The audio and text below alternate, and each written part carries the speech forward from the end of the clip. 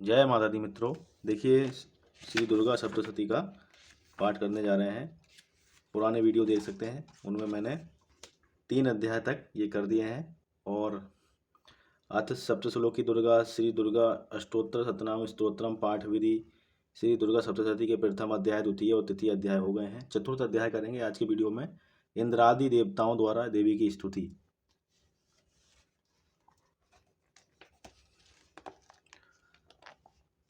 तो आप यहाँ पे देख सकते हो, चतुर्थ अध्याय यहाँ पे प्रारंभ हो रहा है। इंद्र आदि देवताओं द्वारा देवी की स्तुति। तो इंद्र और उनके साथ देवता लोग माता रानी की स्तुति करने आए हुए हैं। देखते हैं क्या है चतुर्थ अध्याय में। सिद्धि की इच्छा रखने वाले पुरुष जिनकी सेवा करते हैं तथा देवता जिन्हें सब ओर से घेरे रहते हैं, उन जया नाम वाली दुर्गा देवी का ध्यान करें। उनके श्री अंगों की आभा काले मेघ के समान श्याम है। वे अपनी कटाक्षों से शत्रु समूह को भय प्रदान करती हैं। उनके मस्तक पर आवृत चंद्रमा की रेखा शोभा पाती है। वे अपने हाथों में शंख, चक्र, कृपाण और त्रिशूल धारण करती हैं। उनके 3 नेत्र हैं। वे सिंह के कंधे पर चढ़ी हुई हैं और अपने तेज से तीनों लोगों को परिपूर्ण कर रही हैं। फिर यहाँ देखिए, ऋषि कह रहे हैं, अत्यंत पराक्रमी दुरात्मा महिषासुर तथा यहाँ पे देखिए माता रानी का चित्र है। इंद्र स्तुति कर रहे हैं माता रानी का। लिखा भी है चित्र में, इंद्रादि देवताओं द्वारा भगवती दुर्गा का स्तवन।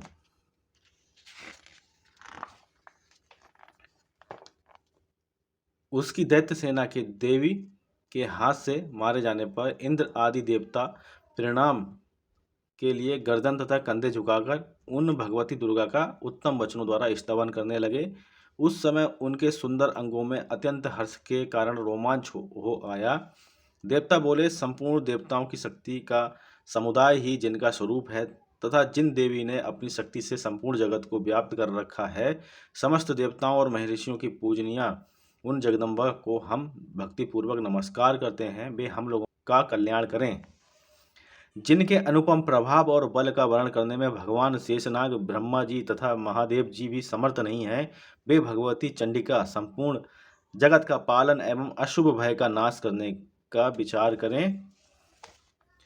जो पुण्य आत्माओं के घरों में स्वयं ही लक्ष्मी रूप से, पापियों के यहाँ दरिद्रता रूप से, शुद्ध अंतःकरण वाले पुरुषों के हृदय में बुद्धि रूप से, सत्पुरुषों में श्रद्धा रूप से तथा कुलीन मनुष्यों में लज्जा रूप से निवास करती हैं, उन आप भगवती दुर्गा को हम नमस्कार करते हैं। देवी, आप संपूर्ण विश्व का पालन कीजिए।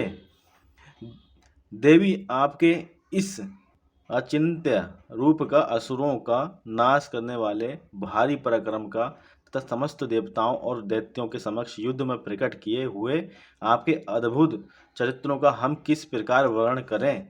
आप संपूर्ण जगत की उत्पत्ति में कारण हैं। आप में सत्गुण, रजोगुण और तमोगुण, ये तीनों गुण मौजूद हैं, तो भी दोषों के साथ आपका संसर्ग नहीं जान पड़ता। भगवान विष्णु और महादेव जी आदि देवता भी आपका पार नहीं पाते। आप ही सबका आश्रय हैं। ये समस्त जगत आपका अंशभूत है, क्योंकि आप सबकी आदिभूत अव्याकृता पराप्रकृति हैं। देवी, संपूर्ण यज्ञों में जिसके उच्चारण से सब देवता तृप्ति लाभ करते हैं, वह स्वाहा आप ही हैं। इसके अतिरिक्त आप पितरों की भी तृप्ति का कारण हैं। अतएव सब लोग आपको स्वदा भी कहते हैं। देवी, जो मोक्ष की प्राप्ति का साधन है, अचिंत्य महाव्रत स्वरूपा है, समस्त दोषों से रहित जितेंद्रिय तत्व को ही सार वस्तु मानने वाले तथा मोक्ष की अभिलाषा रखने वाले मुनिजन जिसका अभ्यास करते हैं, वह भगवती परा विद्या आप ही हैं। आप शब्द स्वरूपा हैं।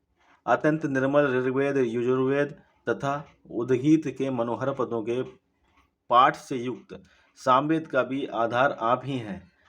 आप देवी त्रि, तीनों वेद और भगवती 6 ऐश्वर्यों से युक्त हैं। इस विश्व की उत्पत्ति एवं पालन के लिए आप ही वार्ता, खेती एवं आजीविका के रूप में प्रकट हुई हैं। आप संपूर्ण जगत की घोर पीड़ा का नाश करने वाली हैं। देवी, जिससे समस्त शास्त्रों के सार का ज्ञान होता है, वह मेधा शक्ति आप ही हैं। दुर्गम भवसागर से पार उतारने वाली नौका रूप दुर्गा देवी भी आप ही हैं। आपकी कहीं भी आसक्ति नहीं है। कैटभ के शत्रु भगवान विष्णु के वक्ष स्थल में एकमात्र निवास करने वाली भगवती लक्ष्मी तथा भगवान चंद्रशेखर द्वारा सम्मानित गौरी देवी भी आप ही हैं। आपका मुख मंद मुस्कान से सुशोभित, निर्मल पूर्ण चंद्रमा के बिंब का अनुकरण करने वाला और उत्तम सुवर्ण की मनोहर कांति से कामनीय है, तो भी उसे देखकर महिषासुर को क्रोध हुआ और सहसा उसने उस पर प्रहार कर दिया। ये बड़े आश्चर्य की बात है। देवी, वही मुख जब क्रोध से युक्त होने पर उदय काल के चंद्रमा की भांति लाल और तनी हुई भुवों के कारण विकराल हो उठा, तब उसे देखकर जो महिषासुर के प्राण तुरंत नहीं निकल गए, यह उससे भी बढ़कर आश्चर्य की बात है, क्योंकि क्रोध में भरे हुए यमराज को देखकर भला कौन जीवित रह सकता है। देवी, आप प्रसन्न हो। परमात्म स्वरूपा आपके प्रसन्न होने पर जगत का अभ्युदय होता है और क्रोध में भर जाने पर आप तत्काल ही कितने कुलों का सर्वनाश कर डालती हैं। यह बात अभी अनुभव में आई है, क्योंकि महिषासुर की ये विशाल सेना क्षण भर में आपके कोप से नष्ट हो गई है। सदा अभ्युदय प्रदान करने वाली आप जिन पर प्रसन्न रहती हैं, वे ही देश में सम्मानित हैं। उन्हीं को धन और यश की प्राप्ति होती है, उन्हीं का धर्म कभी शिथिल नहीं होता तथा वे ही अपने हष्टपुष्ट स्त्री पुत्र और भृत्यों के साथ धन्य माने जाते हैं। देवी, आपकी ही कृपा से पुण्यात्मा पुरुष प्रतिदिन अत्यंत श्रद्धापूर्वक सदा सब प्रकार के धर्मानुकूल कर्म करता है और उसके प्रभाव से स्वर्गलोक में जाता है। इसलिए आप तीनों लोकों में निश्चय ही मनोवांछित फल देने वाली हैं। माँ दुर्गे, आप स्मरण करने पर सब प्राणियों का भय हर लेती हैं और स्वस्थ पुरुषों द्वारा चिंतन करने पर उन्हें परम कल्याणमयी बुद्धि प्रदान करती हैं। दुख दरिद्रता और भय हरने वाली देवी, आपके सिवा दूसरी कौन है जिसका चित्त सबका उपकार करने के लिए सदा ही दयाद्र रहता हो। देवी, इन राक्षसों के मारने से संसार को सुख मिले तथा ये राक्षस चिरकाल तक नरक में रहने के लिए भले ही पाप करते रहे हों, इस समय संग्राम में मृत्यु को प्राप्त होकर स्वर्गलोक में जाएं, निश्चय ही यही सोचकर आप शत्रुओं का वध करती हैं। आप शत्रुओं पर शस्त्रों का प्रहार क्यों करती हैं? समस्त असुरों को दृष्टिपात मात्र से ही भस्म क्यों नहीं कर देती? इसमें एक रहस्य है। ये शत्रु भी हमारे शस्त्रों से पवित्र होकर उत्तम लोकों में जाएं, इस प्रकार उनके प्रति भी आपका विचार अत्यंत उत्तम रहता है। खड़ग के तेज पुंज की भयंकर दीप्ति से तथा आपके शूल के अग्रभाग की घनीभूत प्रभा से चौंधिया कर जो असुरों की आंखें फूट नहीं गईं, उसमें कारण यही था कि वे मनोहर रश्मियों से युक्त चंद्रमा के समान आनंद प्रदान करने वाले आपके इस सुंदर मुख का दर्शन करते थे। देवी, आपका शील दुराचारियों के बुरे बर्ताव को दूर करने वाला है। साथ ही यह रूप ऐसा है जो कभी चिंतन में भी नहीं आ सकता और जिसकी कभी दूसरों से तुलना भी नहीं हो सकती, तथा आपका बल और पराक्रम तो उन दैत्यों का भी नाश करने वाला है जो कभी देवताओं के पराक्रम को भी नष्ट कर चुके थे। इस प्रकार आपने शत्रुओं पर भी अपनी दया की प्रकट की है। वरदायिनी देवी, आपके इस पराक्रम की किसके साथ तुलना हो सकती है तथा शत्रुओं को भय देने वाला एवं अत्यंत मनोहर ऐसा रूप भी आपके सिवा और कहाँ है? हृदय में कृपा और युद्ध में निष्ठुरता, ये दोनों बातें तीनों लोकों के भीतर केवल आप में ही देखी गई हैं। माता, आपने शत्रुओं का नाश करके इस समस्त त्रिलोकी की रक्षा की है, उन शत्रुओं को भी युद्ध भूमि में मारकर स्वर्गलोक में पहुंचाया है तथा उन्मत्त दैत्यों से प्राप्त होने वाले हम लोगों के भय को भी दूर कर दिया है। आपको हमारा नमस्कार है। देवी, आप शूल से हमारी रक्षा करें। अंबिके, आप खड़ग से भी हमारी रक्षा करें तथा घंटा की ध्वनि और धनुष की टंकार से भी हम लोगों की रक्षा करें।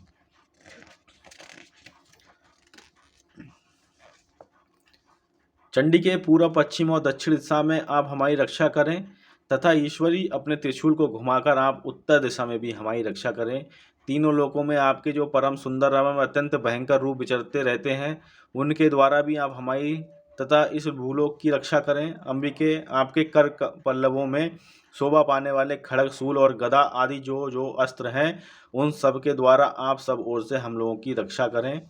ऋषि कहते हैं, इस प्रकार जब देवताओं ने जगन माता दुर्गा की स्तुति की और नंदन बन के दिव्य पुष्पों एवं गंध चंदन आदि के द्वारा उनका पूजन किया, फिर सबने मिलकर जब भक्ति पूर्वक दिव्य धूपों की सुगंध निवेदन की, तब देवी ने प्रसन्न वदन होकर प्रणाम करते हुए सब देवताओं से कहा।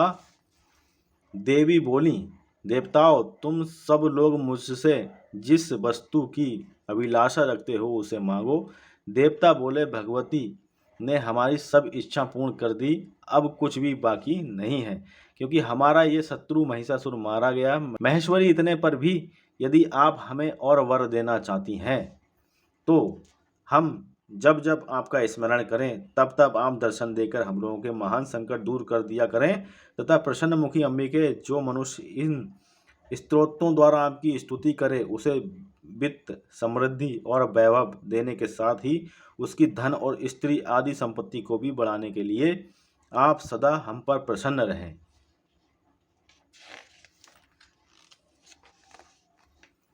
ऋषि कहते हैं, राजन, देवताओं ने जब अपने तथा जगत के कल्याण के लिए भद्रकाली देवी को इस प्रकार प्रसन्न किया, तब वे तथास्तु कहकर वहीं अंतर्ध्यान हो गई।